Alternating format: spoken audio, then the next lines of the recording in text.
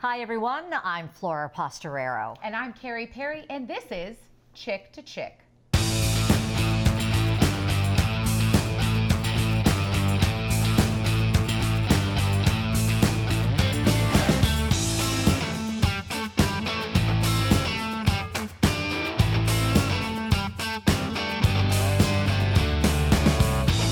All right, in today's podcast, we're talking about something that's becoming a real issue, a real problem among teens in this country.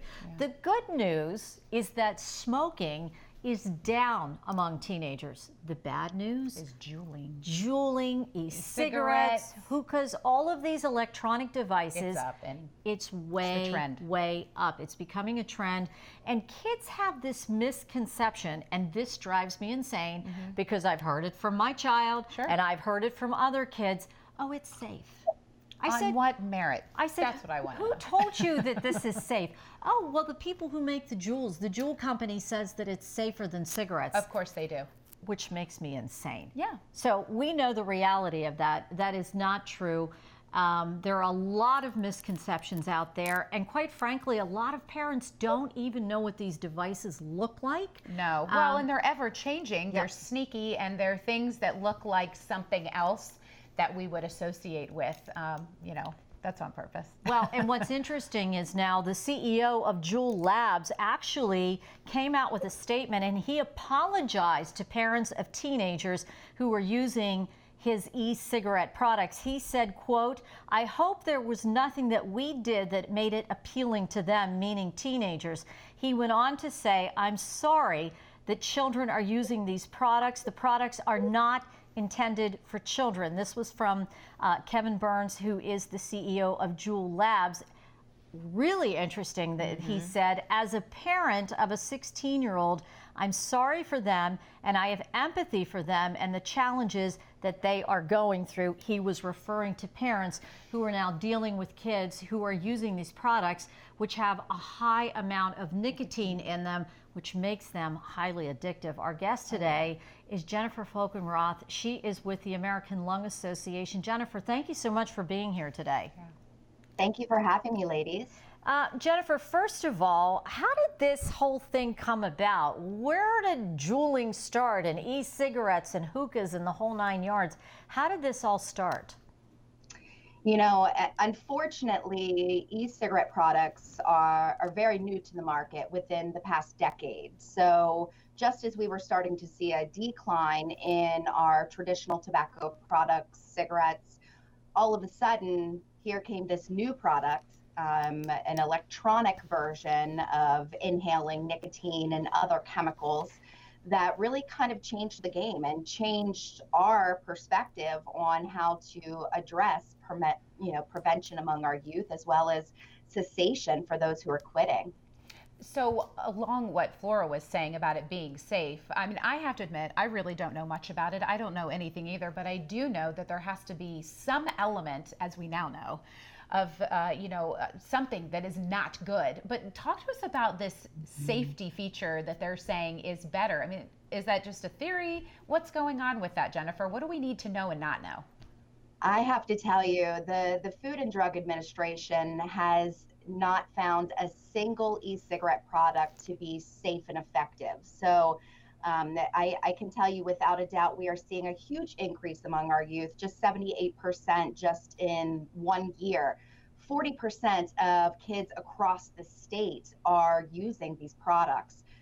And I think the most concerning part is what we do know is in them. So there's much that we don't know in terms of midterm and long-term outcomes because it is a newer product on the market about that decade. However, what we are seeing so far has been extremely concerning to the American Lung Association. Chemicals, including nicotine, which we know is highly addictive, particularly among our youth under age 25. We also know that there's a big misconception among our youth in what are in these products. So 66% of youth believe that e-cigarette products give off just flavor and vapor, water vapor, which in fact we know through research is not the case at all. And what are the health ramifications? What kind of damage are kids doing when they're using these products to their lungs, their heart, every other part of their body? Yes. So what we know are a few chemicals in these products through research that are directly linked to health impact. So we are seeing diacetyl. So diacetyl is directly connected to a lung disease that is known commonly as popcorn lung. Also formaldehyde. Formaldehyde is in these products as well as nicotine. So nicotine we know is highly addictive among our youth, and not only addictive in the sense of nicotine addiction and tobacco products specifically, but also before age 25, building these pathways that are making our children more susceptible to other addictions such as methamphetamine and other drugs on the market. Yeah, it's scary, and I have to admit, I wouldn't know one of these e-cigarettes or a Juul if I saw one. I really don't. Maybe it's because I'm lucky. My children are not interested in it, but I do have a middle schooler now, so I need to know what it looks like. Do you have any? Because there has to be other parents out there that wouldn't know, and I bet they're also like ever changing in what their styles are. Absolutely. So could you show us any? I would be happy to. So I happen to have a few products here that have been confiscated from a school, and a middle school at that. So coming from, one mom to another, Right. You can imagine these are right in our backyard. So this is one of the older generations. They are always evolving and changing. Over, 8,000 different mixtures of chemicals and products. Ones that even look like a car key that you would just kind of flip open and use very discreetly. USBs. So the most popular, you were talking about Juul. The most popular products among our youth is Juul, and you can see it very much is just like a little USB flash drive you would put in your computer. Yeah. And the pods that contain the nicotine and other harmful chemicals are in a very small little package called a pod that you can purchase, in a box with several.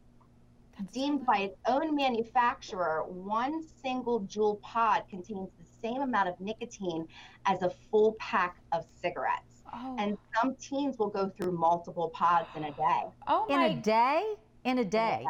In a day. Okay, for folks who don't see this, they're listening in. This is like a real flat tube of like a lip gloss that a young lady would handle. So it's gonna fit inside, like just in your back pocket. It is sleek and it can go anywhere. And then that little piece that you showed is like that little piece that you stick into. Yeah, that pod is like what you stick into the side of your laptop to connect to a Wi-Fi. Yeah, yeah. It is so alarming to me that little piece there is a pack of cigarettes. Yes, as much nicotine as a whole pack of cigarettes. That's terrifying. And Jennifer, I've seen kids with these Juuls in their hand. The way they hold it, they hide it. They kind of hide the whole thing and put it up to their mouth, and you don't even really know what they're doing. They're really kind of secretive about it. Well, that's just bizarre. The way you were holding it, that that's has to what they do. call attention. The whole hand around it. They put their whole hand around it, so you really can't see what she's doing right there. Yeah, she's fisting. You can't even see she has it. a fist. And that's what they do. You can't even see I get it. So say they're sitting in a class or they're walking down the hall. Yes, it's That's like you're what they coughing or you're yawning or you're doing something. It is that discreet. That scares me. Concentrating during the test. Oh my goodness. Yes, it's like you have a pen up to your lip or something. You see how they disguise it. I see how it's disguised. Yeah. Okay, so, having said that, and you have a CEO who is now stepping up and saying, geez, I'm sorry, who also has teenagers, a part of me is like, that's wonderful, that's great, he did that. What do you think? I mean, is that something that was a good responsible act to say? I will say that the statement about being unaware of the appealing nature of these products to youth is questionable. As we know for sure, there are very specific flavors of these products that are blatantly targeted towards our kids and very appealing to youth, as well as just the marketing tactics. So, e-cigarette companies have been using the same old tactics out of the playbook of big tobacco in the traditional days of decades ago. Television, internet, magazine ads, really going after those publications and mediums that kids are most frequently on. Even going so far as, social media. In addition to that, point of sale. So going to a local convenience store or gas station, if you look at these ads, the fruit and candy flavors, the appealing colors, as well as the placement of the advertising at the gas station our kids go to each week, the placement of the ads is usually about 3 feet off the ground. Now, as moms, our eye level is right around that, above the 5 foot on average level. Who's looking at 3 feet and below? Kids. Jennifer, the American Lung Association is taking this very seriously, and here in Pennsylvania, you folks have launched an anti-vaping campaign called the Vape Talk. What's that all about?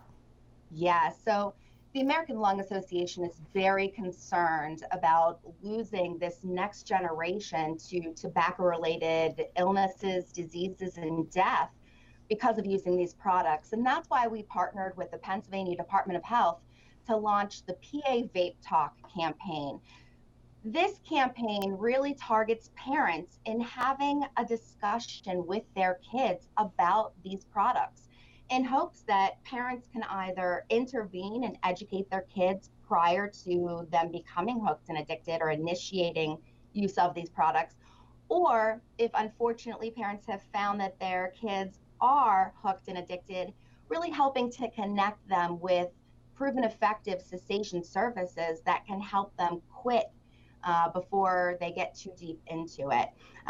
The website is thevapetalk.org. There's a parent conversation guide that can be downloaded right off the site, and some really great talking points and tips on how to have that conversation with your kids. It's so important. This is fantastic. And along the same vein of having the conversation with the kids, I want to know on the other end what schools are doing. How are they reacting to all of this? The American Lung Association is a huge supporter of having an educational component if there ever is a punitive measure. We do not follow after the punitive measures, but schools are taking this very seriously and writing some extremely strong policy language in for their districts to make sure that this is addressed. I think the most important thing here is education, education, education. Parents need to be educated about what these products are, and we really need to change the conversation and the message with our kids who are under this misconception. This drives me insane that they think these products are safe when in fact they're not. They're putting chemicals into their bodies. They can cause cancer. It can affect their brain development. It can do so much damage. And we really need to be proactive in getting the message out and changing the conversation with our kids. Jennifer, thank you so much for being here today. It's been a real pleasure. Jennifer Folkenroth with the American Lung Association. Thank you. I can't even thank you ladies enough for chirping with me today. This, as a mom, fellow moms, this hits near and dear to my heart, and we have to address this among our youth and stand up and speak out. So thank you for having me talk a little bit more with you about this topic. Thank you, Jennifer. I like how she said, she added that chirping thing. We are moms, and this just drives me crazy as a mom. I just don't want to see our kids making bad decisions, making bad choices. And if we can put this front and center, if we can start the conversation, continue the conversation, I think it's just so important. My hands are sweating, and it's not because it's hot in here. You're hot. I got mad. You're hot. I got mad because I really didn't put a lot into the, I mean, I knew what we were talking about, obviously, but it hit me like a ton of bricks just thinking about how they purposely have put this out there, and to hear the startling statistic that it is an entire pack of cigarettes, and that Juul pod makes me absolutely irate. I mean, I don't have another way. You know how look. We're don't get me your mad. Feathers. Don't get me mad. You We've know what ruffled happened. Your feathers. My feathers are sweating and they're ruffled and they're a hot mess right now. Well, you know what? It's all good stuff. It is. Because We know when now. you get worked up about stuff, Yeah. causes change, causes action. So once again, We are the Chicks from Chick to Chick. If you have any comments, any suggestions, you want to reach out to us, it's very easy. We have our own website now. It is chicktochick.com. That's right. You can always follow us on social media because we're on Twitter, we're on Facebook, we're on Instagram. There's really no way you can't find out what we're chirping about. And so we want you to come back, engage in the conversation, listen to what we'll be chirping about next time.